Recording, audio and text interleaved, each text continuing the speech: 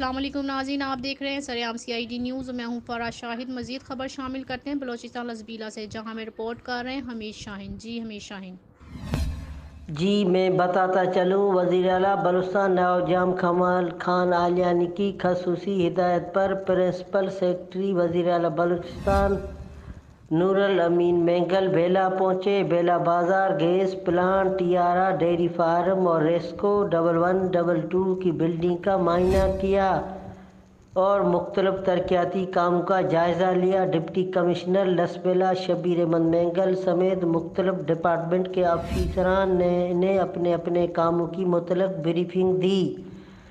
Deputy commissioner Lasbela Shabbir Ahmed Mengal, additional deputy commissioner general Farhan Suleman Ranjho, assistant commissioner Bela doctor Jameel Ahmed Baloch, Balochistan Awami party کے senior رہنما، سابقہ vice chairman ضلع council Lasbela Qadir Jamot, Sardar Ghulam سرور چنا، سردار عمران گلاب رنجو، سابقہ چیئرمین بلدیہ بیلا انور رنجو، سابقہ وائس چیئرمین ہب لالا یوسف بلوچ، قبائلی شخصیت حاجی عبدالستار جاموٹ، غلام محمد عرف گلو جاموٹ، اعجاز علی، مبشر عزیز کوسہ سمیت سرکاری افسران، بلوچستان عوامی پارٹی کارکنان موجود تھے۔ رپورٹ عبدالامین شاہین چنا، سریام CID نیوز، لسبیلا، بلوچستان۔